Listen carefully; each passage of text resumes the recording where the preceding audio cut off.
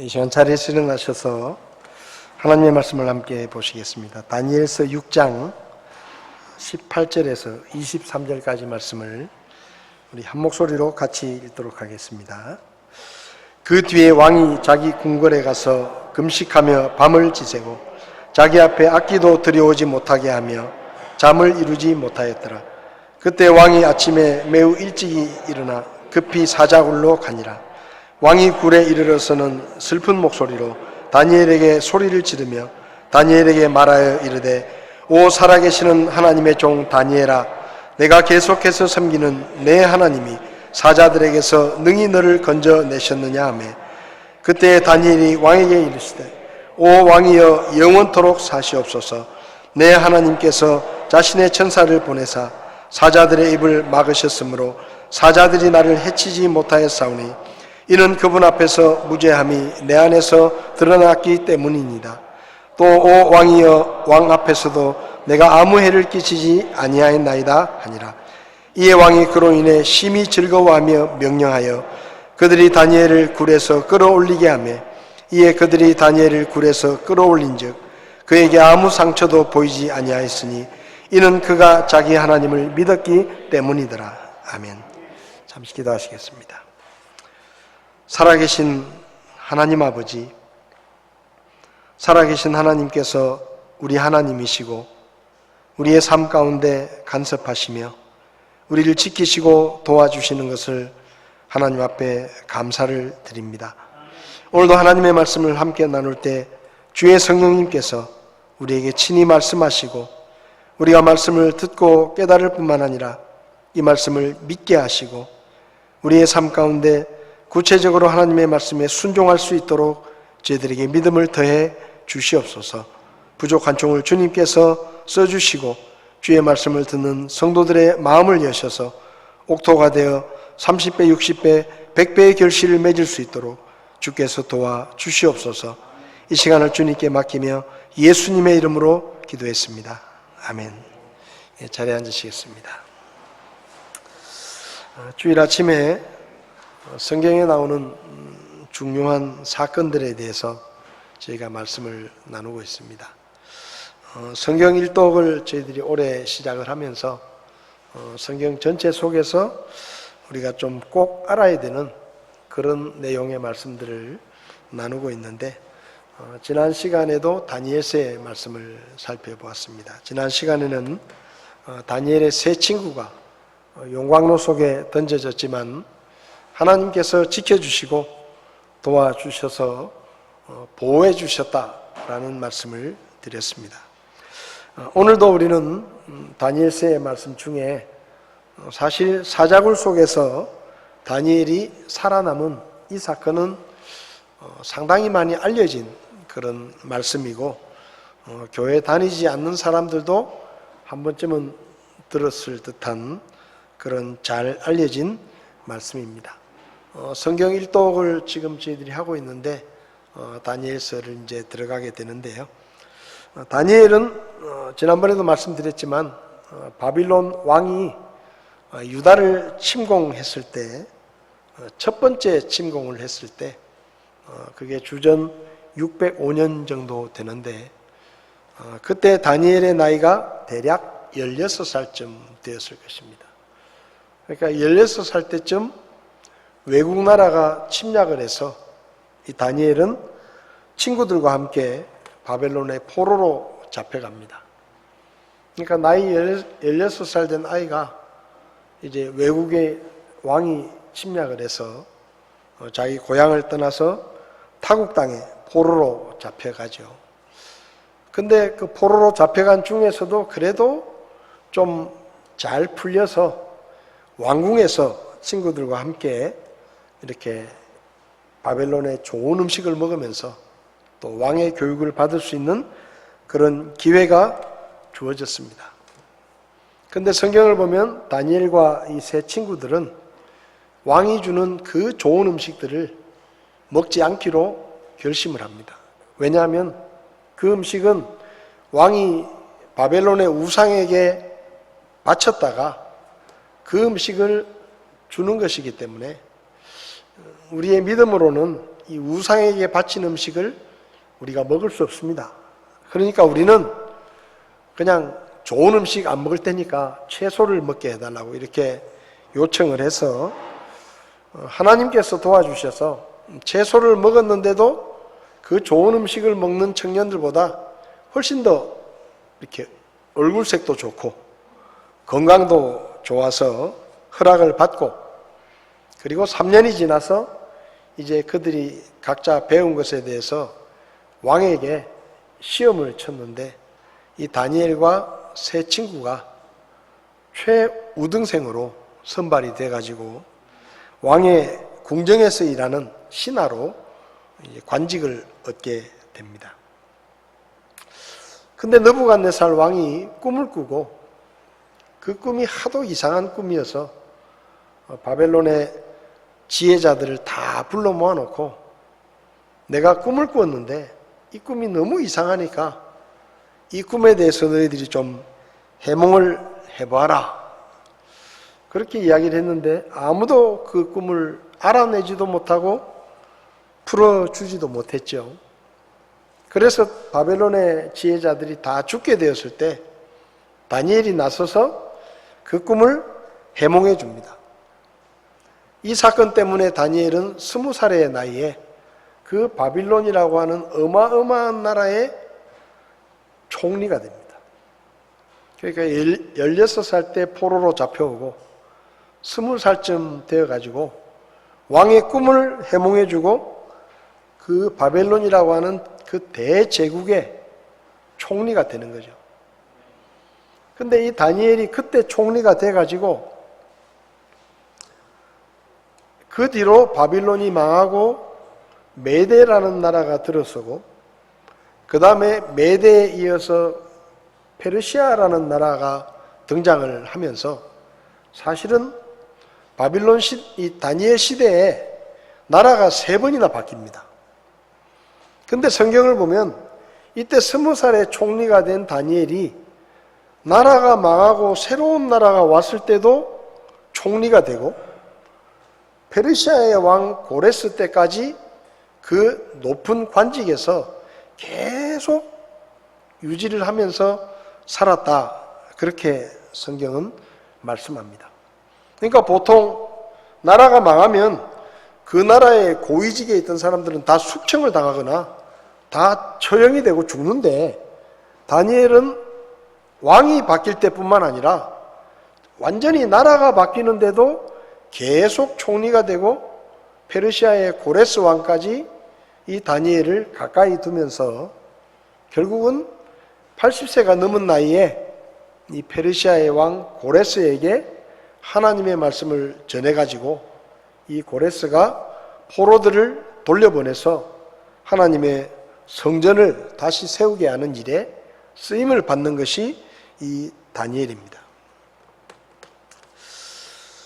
그렇게 이제 다니엘이 그 20살의 총리가 되어가지고 중간에 이제 왕들이 바뀌고 그 다음에 바빌론이라는 나라가 망하고 메대라는 나라가 등장합니다. 그 메대의 왕이 다리오라는 왕이었습니다. 이 다리오는 성경을 보면 60세가 넘은 왕이었습니다. 그런데 이 당시에 다니엘은 한 85세쯤 되었을 때입니다. 다리오가 왕이 돼가지고 6장 1절을 보면 다리오가 온 왕국을 다스릴 통치자 120명을 세웠는데, 그러니까 이제 바빌론이 망하고 메대라는 나라가 등장을 해가지고 이 다리오라는 사람이 120명의 신하들을 선발을 했습니다. 근데 여기 2절을 보면 또 그가 이들 위에 총리 셋을 두었다. 그러니까 120명을 뽑고 그 120명 위에 총리 3명을 두었는데 다니엘은 그 중에 첫째였다. 그러니까 바빌론이란 나라의 총리를 했는데 그 총리가 나라가 망하고 완전히 새로운 정권이 들어섰는데도 수석 총리가 된 것입니다. 85세쯤의 나이에. 그러니까 왕이 그만큼 이 다니엘을 신뢰한 것이죠. 85세 고령의 나이, 더군다나 망한 나라인 바빌론의 총리였던 다니엘이 85세 나이에 메대라는 나라에서도 총리가 되니까 그 신하들이 어떤 생각을 했겠습니까? 저 사람은 망한 나라의 총리였는데 그 사람이 다시 새 나라의 총리가 돼가지고 수석 총리가 되니까 또 그 사람은 나라가 망하고 포로로 잡혀온 포로 출신이에요. 그러니까 나머지 2명의 총리들과 신하들이 마음에 안 드는 겁니다. 제일 우두머리가 85세가 된 사람이고 또 그 사람은 전직이 망한 바빌론이란 나라의 총리였는데 그 사람이 다시 총리가 돼가지고 자기들을 통치하니까 이 신하들과 나머지 2명의 총리가 마음에 안 들어서 이 다니엘을 어떻게 하면 좀 쫓아낼까 그런 생각을 하고 있었는데 아무리 살펴봐도 이 다니엘이 85세가 됐는데도 너무 정치를 잘하고 또 총리로서의 역할을 잘하니까 흠잡을 것이 없는 것입니다. 그래서 이 사람들이 계속 다니엘을 지켜보다가 한 가지 생각이 났는데 뭔가 하면 저 다니엘은 도저히 다른 걸로는 흠잡을 게 없다. 근데 저 다니엘이 하나님을 믿는다고 하나님께 기도를 하고 하나님을 믿는 사람이니까 저 믿음을 가지고 우리가 좀 저 다니엘을 공경에 좀 빠뜨려서 다니엘을 제거하자. 그런 생각을 했습니다. 그래가지고 다니엘을 빼놓고 나머지 총리 2사람과 이 신하들이 왕에게 몰려가서 이런 제안을 합니다. 왕이시여, 이제 나라도 새로 들어섰고 이 바빌론 나라를 우리가 정복하고 왕이 이제 왕의 자리에 올랐는데 왕권을 좀 강화하기 위해서 우리가 백성들에게 이런 명령을 내립시다.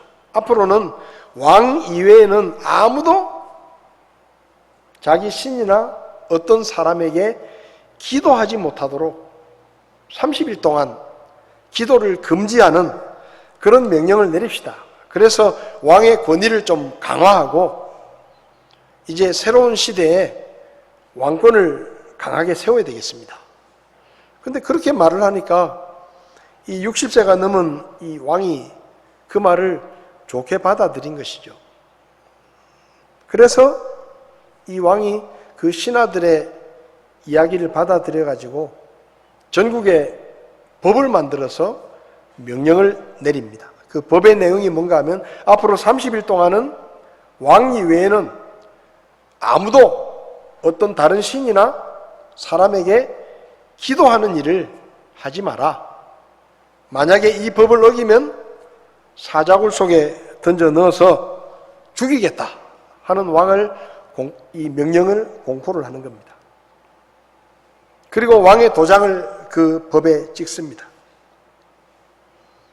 당시에 이 메데나 페르시아 시대 때는 왕이 도장을 찍은 법은 왕이라도 마음대로 바꿀 수가 없었습니다.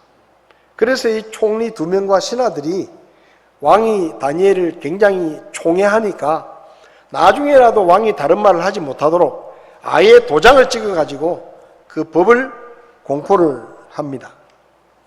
근데 사실 이 다리오 왕은 이 법이 다니엘을 겨냥한 법이라는 것을 몰랐어요. 다니엘을 해치기 위해서 만드는 법이라고 생각을 안 하고 그냥 신하들이 와서 왕권을 좀 강화하고 왕의 권위를 높입시다 하니까 그냥 좋은 마음으로 도장을 찍은 것입니다. 근데 성경을 보면 다니엘은 그 왕의 도장이 찍힌 법이 선포가 됐는데도 늘 하던 대로 자기 집에 가서 하루에 3번씩 예루살렘을 향해서 열린 창을 열고 그리고 거기서 무릎을 꿇고 하나님 앞에 기도하는 것입니다. 그 법이 공포됐다는 것을 알고 자기가 기도하면 붙잡혀가서 사자굴에 던져진다는 것을 다 알면서도 창문을 열어놓고 보란듯이 하루에 3번씩 기도를 했습니다. 여기 6장 10절을 보면 그런데 다니엘은 그 조서에 도장이 찍힌 것을 알고도 자기 집에 들어가 자기 방에서 예루살렘을 향하여 창문을 열고 전에 하던 대로 하루에 3번씩 무릎을 꿇고 기도하며 자기 하나님 앞에서 감사를 드렸다라고 말씀합니다.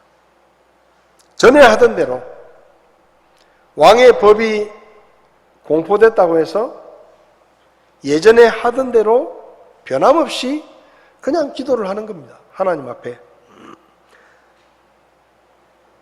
다니엘의 생활은 전혀 달라진 게 없었습니다. 왕의 법이 선포됐다고 해서 다니엘의 신앙이 위축되거나 자기의 신앙을 숨기려 하거나 감추려고 하지 않았습니다. 여러분 30일 동안이에요. 30일 동안 기도 안 한다고 누가 뭐라 하겠습니까? 또 기도를 하더라도 30일 동안은 창문을 딱 닫아가지고 몰래 할 수도 있잖아요. 그렇다고 해서 누가 뭐라 하겠습니까? 근데 다니엘은 아무 아랑곳 없이 똑같이 전에 하던 대로 창문을 열고 기도했습니다. 보란듯이. 어쩌면 다니엘은 알고 있었을 거예요. 이 법이 왜 만들어졌는지, 또 이 법의 의도가 뭔지, 자기 원수들이 자기를 해치려고 함정을 파놓은 그 법이라는 것을 다니엘은 누구보다 잘 알고 있었을 것입니다. 근데 보란듯이 창문을 열고 기도한 것입니다. 하루에 3번 기도했습니다. 유대인들은 대체적으로 하루에 3번 기도하는 것을 자신들의 전통으로 생각했습니다. 그래서 오전 9시에는 샤리트라고 불리는 아침 기도를 합니다. 그 다음에 제6시 정오에는 민하라고 부르는 점심 기도를 드리고 제9시 우리 시간으로 오후 3시에는 마리브라는 저녁 기도를 드렸습니다. 이 유대인들의 기도 시간은 성전에서 제사를 드리는 시간하고 연결이 되어 있습니다. 그러니까 유대인들이 어디 있든지 간에 예루살렘 성전에서 제사를 드리는 시간에 맞추어서 어디 있든지 간에 그 시간이 되면 자기도 똑같은 마음으로 하나님 앞에 제사를 드리는 그런 마음으로 어디로 흩어져 있든지 그 시간이 되면 기도를 하는 겁니다. 그리고 예루살렘 성전에서 제사를 드리는 시간이기 때문에 방향은 예루살렘을 향해서 어디가 있든지 예루살렘 쪽을 향해서 하루에 3번 기도했습니다. 그래서 다니엘은 자기 집에 들어가가지고 예루살렘 쪽으로 창문을 열고 그 예루살렘을 생각하면서 하루에 3번 전에 하던 대로 기도를 한 것이죠. 그리고 10절을 보면 여기 이렇게 되어 있습니다. 전에 하던 대로 하루에 3번씩 무릎을 꿇고 기도하며 자기 하나님 앞에서 감사를 드리더라. 여러분 지금 다니엘의 상황이 어떻습니까? 기도하다가 들키면 죽는 거예요. 그런 법이 지금 발표가 된 겁니다. 근데 다니엘은 기도하면서 감사했다 그랬어요. 감사했다. 여러분 상황으로 보면 다니엘은 감사할 게 없습니다. 지금 그 왕의 서슬퍼런 법이 발표가 돼가지고 기도하는 게 들키면은 당장 사자굴에 끌려가서 죽게 됐는데 그럼 뭘 감사하겠어요? 하나님 이런 법을 주셔서 감사합니다. 죽을 기회를 주셔서 감사합니다. 그렇게 감사해야 됩니까? 그러니까 감사할 게 없는 거예요. 그런데 다니엘은 전에 하던 대로 감사하는 것입니다. 하나님, 왜 이런 법이 통과되게 하십니까? 하나님 이런 법이 만들어지면 제가 위험해지는 거 모르십니까?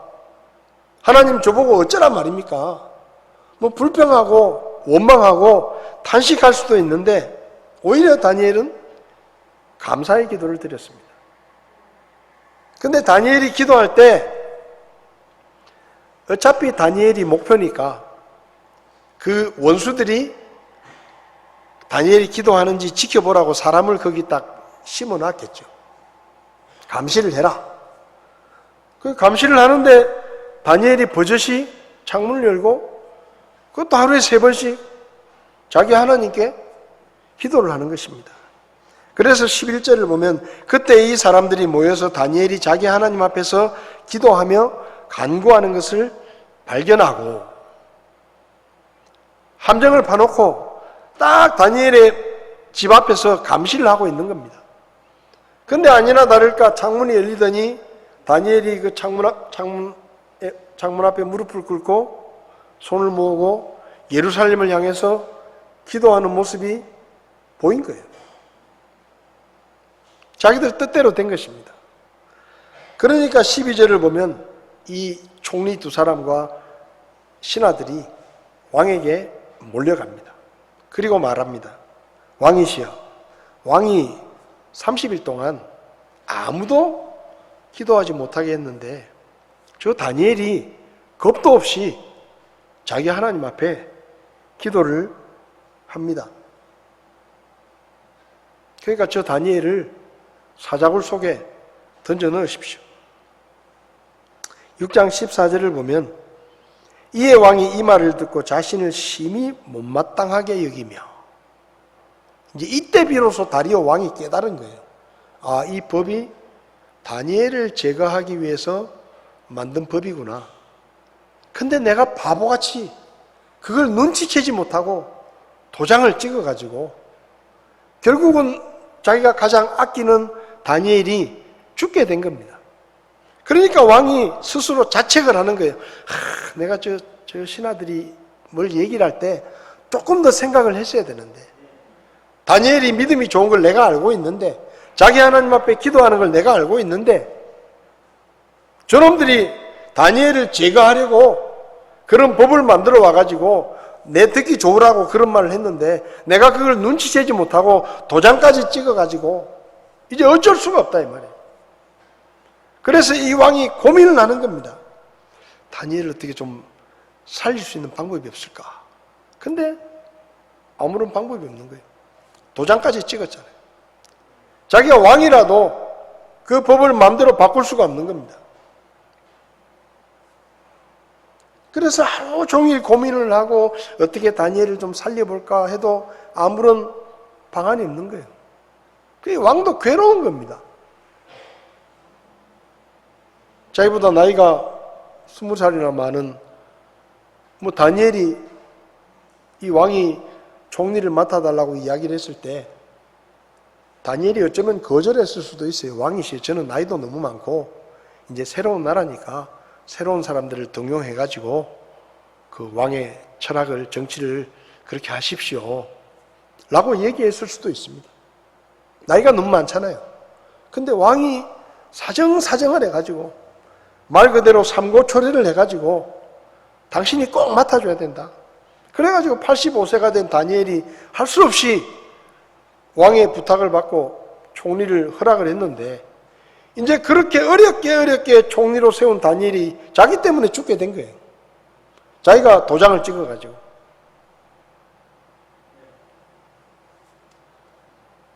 그 왕이 고민을 하고 있으니까 신하들이 또 찾아옵니다. 왕이시여, 왕이 한 번 말을 하고 도장까지 찍었는데 다니엘이 기도하는데 저 다니엘은 살려두면 안 됩니다. 왕의 법대로 사자굴 속에 던져 넣어가지고 저 다니엘을 죽여야 됩니다 하고 독촉을 하는 겁니다. 그러니까 왕이 16절을 보면 이에 왕이 명령하며 그들이 다니엘을 끌어다가 사자굴에 던져 넣었다. 근데 왕이 다니엘을 내보내면서 뭐라고 말하는가 하면 네가 계속해서 섬기는 네 하나님이 너를 건져주실 것이다. 그렇게 말을 해요. 그러니까 다리오 왕이 자기는 하나님을 믿지도 않는 왕인데 다니엘이 얼마나 믿음이 좋았으면 다니엘에게 다니엘아, 나는 어쩔 수 없지만 나는 이제 방법이 없다.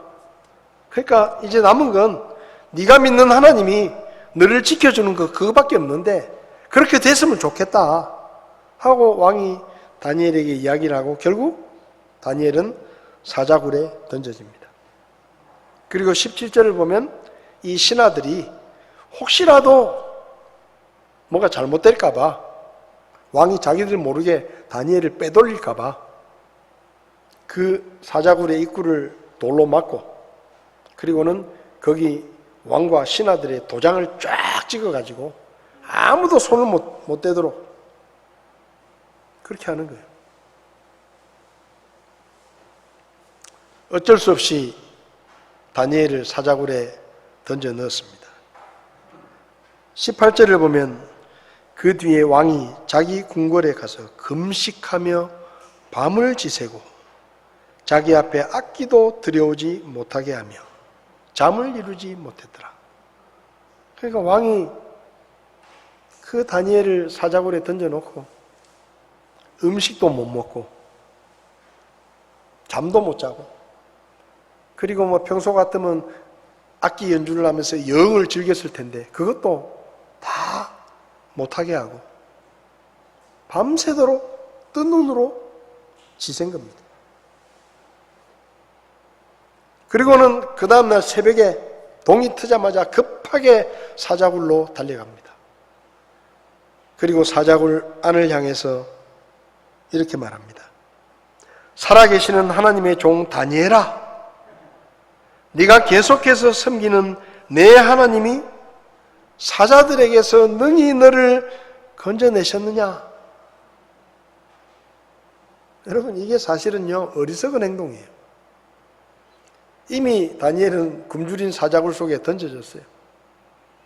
사람들의 생각으로는 벌써 다니엘은 온몸이 찢겨가지고 사자들에게 물어뜯겨서 죽었을 시간이 훨씬 지난 겁니다. 근데 이 다리오 왕이 새벽같이 사자굴에 쫓아가가지고 그 굴 안을 향해서 말을 하는 겁니다. 다니엘아, 네가 섬기는 너의 하나님이 너를 사자들에게서 지켜주셨느냐?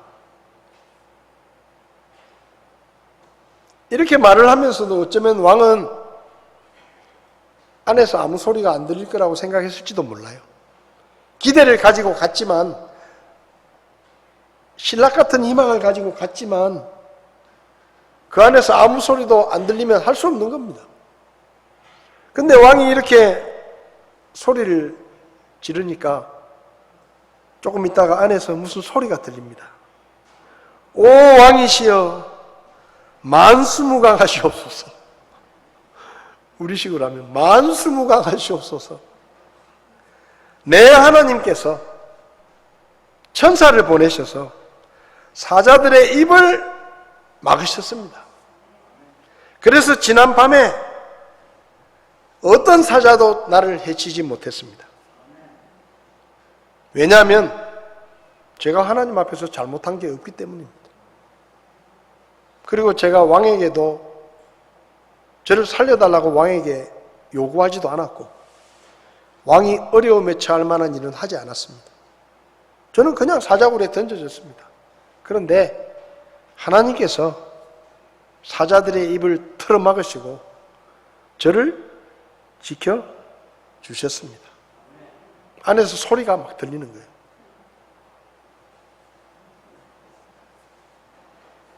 생각지도 않았는데 혹시나 해서 찾아갔는데 안에서 쩌렁쩌렁한 다니엘의 대답 소리가 들리니까 왕이 너무 좋아가지고 빨리 저 돌을 치우고 다니엘을 끌어내라.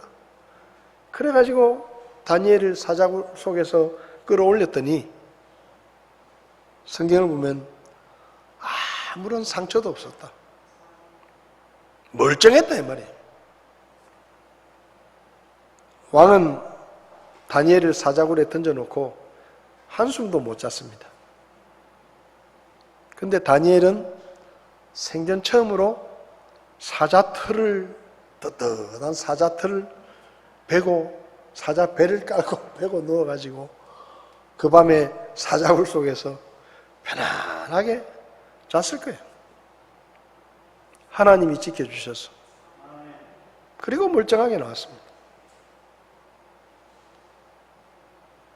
24절을 보면 왕이 명령하며 그들이 다니엘을 고소한 사람들을 데려오고 그들과 그들의 자녀들과 아내들을 사자굴에 던져넣으니 그들이 굴 바닥에 이르기도 전에 사자들이 그들을 잡아채어 그들의 모든 뼈를 산산조각 냈더라. 다니엘이 살았어요. 그러니까 왕이 다니엘을 죽이려고 음모를 꾸민 신하들과 가족들을 다 데려다가 저놈들을 사자굴에 던져 넣어라.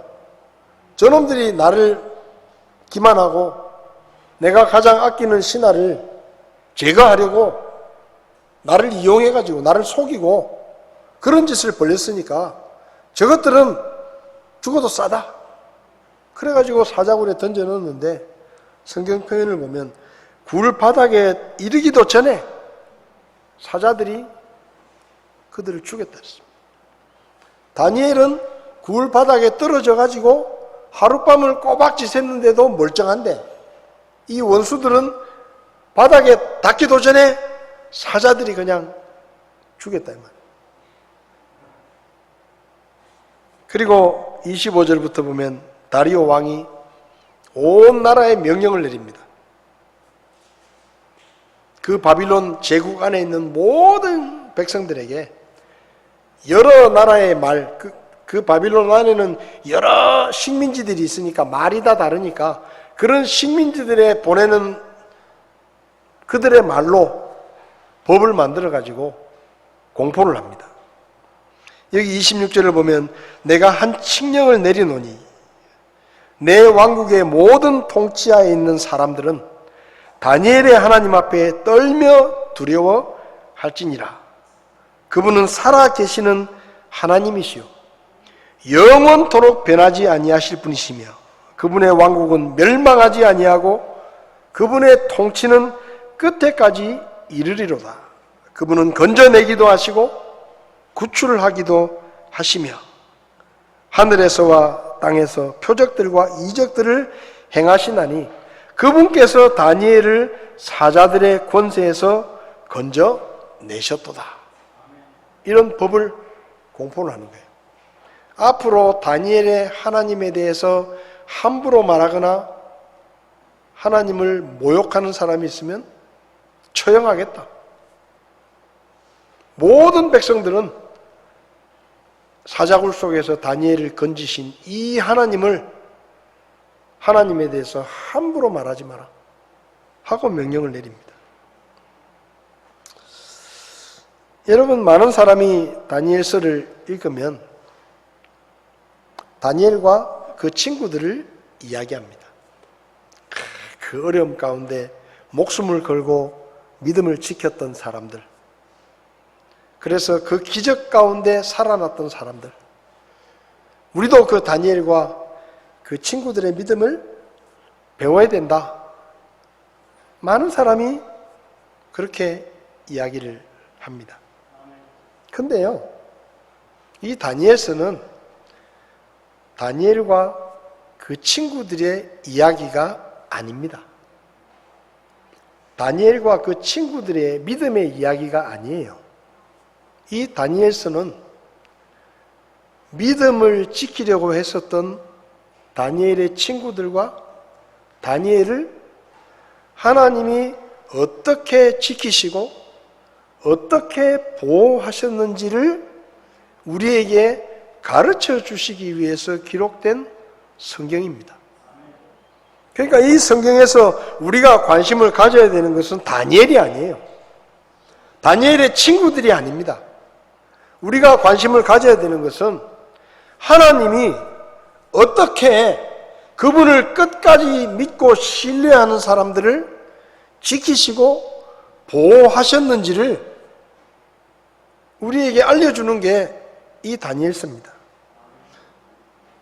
그래서 오늘 우리가 살펴본 이 다니엘의 이 이야기는 우리에게 어떤 교훈을 가르쳐 주는가 하면, 하나님은 그분을 믿고 신뢰하는 사람을 끝까지 버리지 않고 지키신다는 거예요. 이게 다니엘서의 핵심입니다. 우리가 다니엘을 본받아야 되는 게 아니고 다니엘의 세 친구를 본받아야 하는 것이 아니라 하나님을 알아야 된다는 거예요. 하나님은 그분을 믿고 끝까지 신뢰하는 사람들을 절대로 버리지 아니하시고 어떤 상황에서라도 그분은 지키시고 보호하시는 그런 능력의 하나님이시다 하는 것을 우리가 깨달아야 하는 것입니다.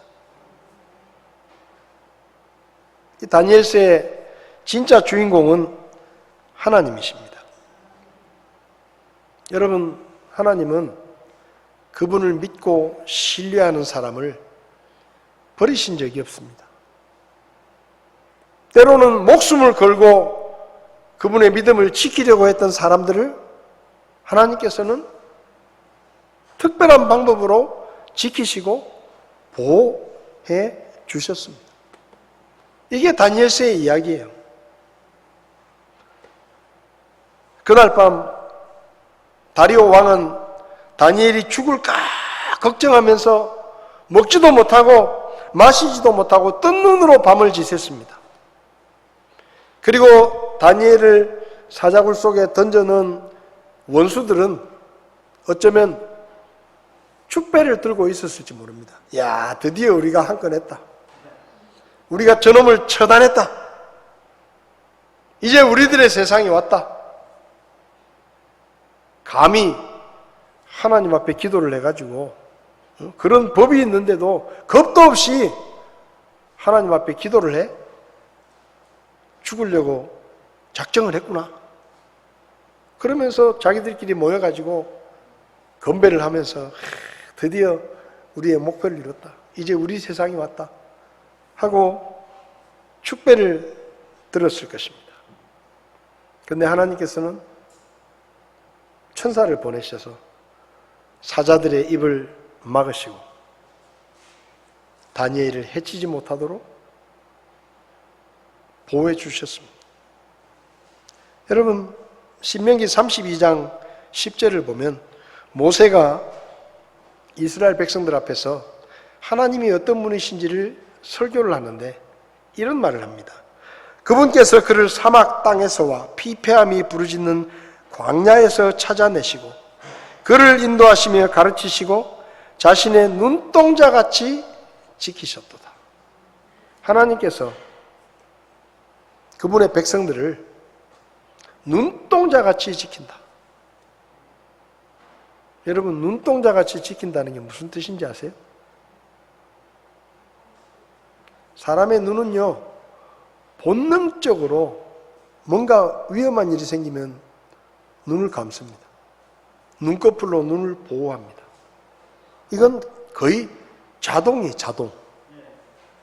그냥 내가 막 애를 써가지고 하는 게 아니고 이게 자동이에요. 오죽하면은 눈싸움을 하겠어요. 이 자동이 작동이 안 되도록 자기가 견디는 겁니다. 근데 아무리 견뎌도 결국은 눈을 감아요. 이건 자동이에요. 뭐 공이 날아온다면은 자동적으로 얼굴을 돌리거나 눈을 감습니다. 그러니까 이거는 어떤 생각을 하고 결정을 하고 이게 아니고 이거는 자동적으로, 그러니까 하나님께서 그분의 백성들을 지키고 보호하시는 것은 이건 이런 의미라는 거예요. 두 번 생각할 필요도 없이 하나님은 그분의 백성들을 지키신다. 시편 121편에서 이렇게 말합니다. 보라, 이스라엘을 지키시는 이는 졸지도 아니하시고 주무시지도 아니하시리로다. 주는 너를 지키시는 이시로다.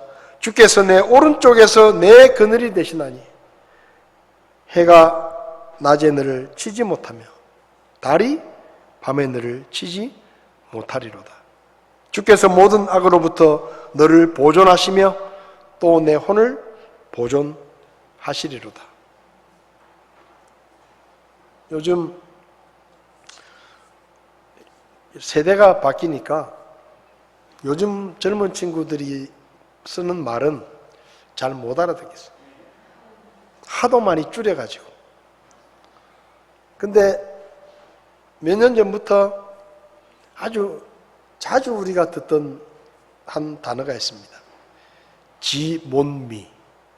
들어보셨죠? 지몬미. 지켜주지 못해서 미안하다. 뭐 그 말이 많이 쓰여요. 며칠 전에 한 지하철에서 영무원이 살해를 당했습니다. 스토킹을 하는 사람에게. 경찰이 여러 번 그 사람을 잡아가지고 구속을 시켰으면 이런 일이 안 일어났을 텐데, 뭐 거주지도 일정하고 도주 우려도 없다고 그냥 풀어줬어요. 근데 재판 선고 하루 전날 그 사람이 자기를 신고한 그 여자를 찾아가서 승무원을 비참하게 죽였습니다. 그 앞에 포스트잇이 수도 없이 달려 있습니다. 거기 많은 사람이 지몸이라고 썼습니다. 지켜주지 못해서 미안하다. 여러분, 하나님은 절대로 그렇게 말씀하지 않습니다. 하나님은 우리에게 절대로 그렇게 말씀하시지 않습니다. 하나님의 사전에는 지몸미가 없습니다. 하나님께서 어느 날 믿음을 지키다가 목숨을 잃은 사람에게 지켜주지 못해서 미안하다. 하나님은 그렇게 말씀하시지 않아요. 물론 하나님의 어떤 특별한 뜻이 있어서, 예를 들면 사도 바울을 생각해 보십시오. 저는 잘 이해가 안 돼요. 그렇게 훌륭한 믿음의 사람을 왜 하나님께서 그 로마의 칼날에서 구해주지 못하시고 그렇게 비참하게 사형을 당하게 내버려 두셨냐? 그런 사람을 잘 지켜가지고 칼을 내리칠 때 칼이 부러지게 하든지, 하나님이 지켜주셔야지 왜 그 아까운 사람을 그렇게 죽게 만드셨냐? 근데 여러분, 오해하지 마십시오. 하나님이 지키지 못해서 바울이 죽은 게 아니에요. 하나님이 능력이 없어서 바울이 죽은 게 아닙니다. 그분의 뜻에 따라 그분의 계획 속에서 하나님이 허락하신 것이지, 하나님이 능력이 없어서 힘이 없어서 바울이 죽는 것을 안타까워하시면서 어쩔 수 없이 지켜보신 게 아니에요. 하나님은 그분을 믿고 신뢰하는 사람들을 지키고 보호하십니다. 불타는 용광로 속에 찾아오시고 사자굴 속에 찾아오시고 사자들의 입을 틀어 막으셔서 믿음을 지키는, 하나님을 신뢰하는 그런 그분의 백성들을 지키시는 분이 하나님이십니다. 졸지도 않고 주무시지도 않고. 여러분, 편안하게 주무십시오. 예수 믿는 사람들에게 불면증은 정말로 어울리지 않는 증상입니다.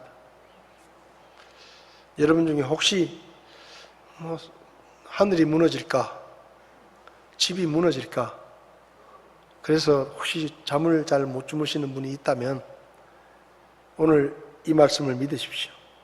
너를 지키시는 이가 졸지도 아니하시고 주무시지도 않고 지키신다. 하나님은 그런 분이십니다. 우리가 하나님을 믿고 믿음의 편에 서는 순간 하나님은 끝까지 우리를 지키십니다. 사자굴 속이라도, 불타는 용광로 속이라도. 여러분, 용광로에 들어가 보셨어요? 사자굴 속에 들어가 보셨어요? 아직 들어가 보지 않으셨죠? 근데 하나님은 거기서도 우리를 지키십니다. 찾아오십니다. 혹시 지금 여러분들이 뭔가 어려운 일이 있거나 곤란한 일이 있거나 여러분의 힘으로 감당할 수 없는 문제들이 있다고 하면 하나님을 바라보십시오. 그리고 하나님께 기도하십시오. 다니엘은 감사했습니다. 하나님, 내가 기도하다가 죽을 수도 있는 법이 만들어졌지만 저는 하나님을 믿고 기도합니다. 여러분, 다니엘이 창문을 열고 예루살렘을 향해서 하루에 3번씩 전에 하던 대로 기도한 이유가 뭐겠습니까? 설사 내가 사자굴 속에 던져지더라도 내가 믿는 하나님은 절대로 나를 버리지 않으신다. 나를 지켜주실 것이다. 다니엘의 세 친구가 뭐라 그랬죠? 왕이 우리를 용광로 속에 던져 넣으시더라도 우리가 믿고 섬기는 하나님이 우리를 살려주실 것입니다. 그러나 그렇게 안 하시더라도 우리는 왕의 신상에 절을 할 수 없습니다. 여러분, 지금 이 시대에 우리에게 필요한 것은 하나님을 믿고 신뢰하는 사람들을 하나님께서 반드시 지켜주신다는 믿음입니다. 저와 여러분들이 그 믿음을 가지고 끝까지 믿음을 지키는 믿음의 삶을 살면 하나님께서 찾아오셔서 우리를 지키시고 우리를 보호하시고 우리를 도와주실 것입니다. 시편 121편 4절에서 7절 말씀을 우리 같이 한 목소리로 읽고 말씀을 마치겠습니다. 함께 읽겠습니다. 보라, 이스라엘을 지키시는 이는 졸지도 아니하시고 주무시지도 아니하시리로다. 주는 너를 지키시는 이시로다. 주께서 내 오른쪽에서 내 그늘이 되시나니 해가 낮에 너를 치지 못하며 달이 밤에 너를 치지 못하리로다. 주께서 모든 악으로부터 너를 보존하시며 또 내 혼을 보존하시리로다. 다 기도하시겠습니다. 다 눈을 감고 혹시 여러분에게 뭔가 고민이 있으십니까?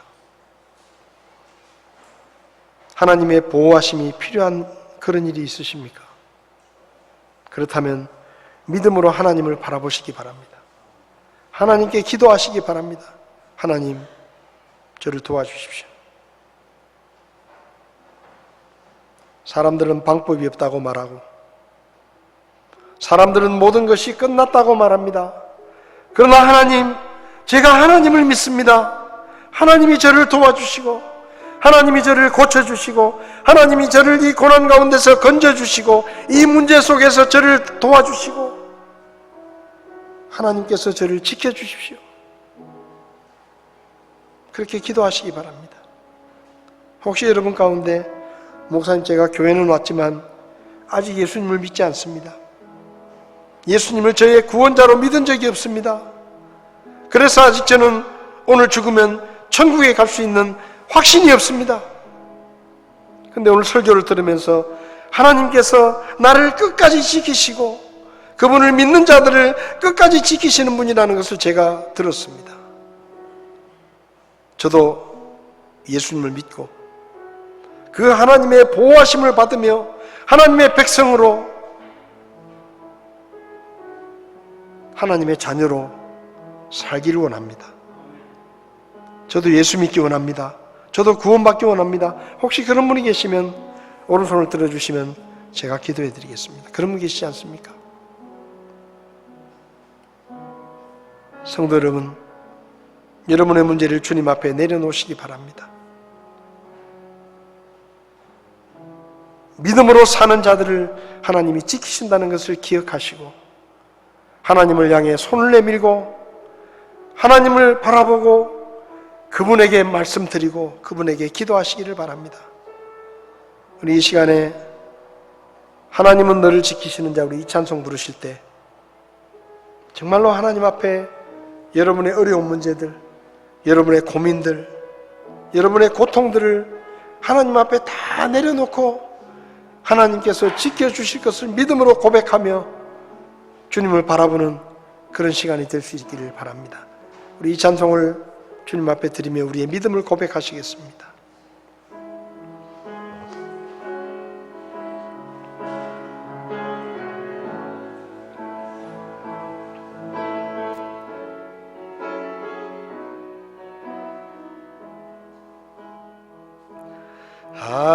하나님은 너를 지키시는 자, 너의 우편에 그늘 되시니 낮에와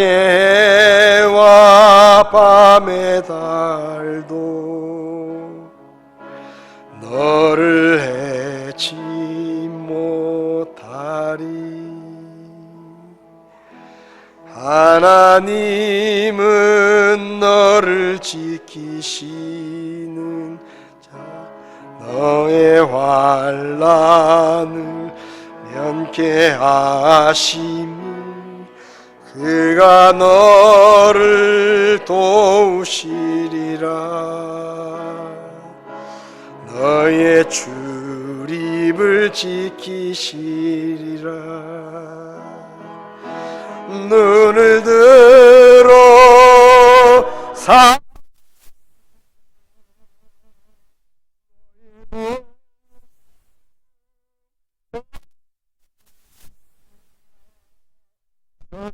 지으신 너를 만드신 여호와께로다. 기도하시겠습니다.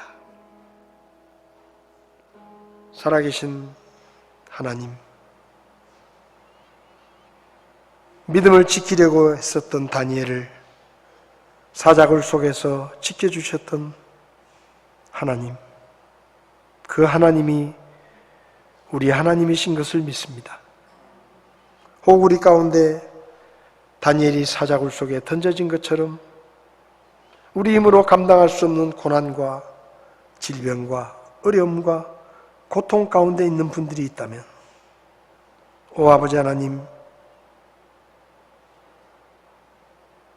하나님께서 저들의 겨자씨만한 믿음을 보시고 낫게 하시고 건져주시고 주님을 바라보는 그 믿음에 응답해 주시기를 주님 앞에 기도합니다.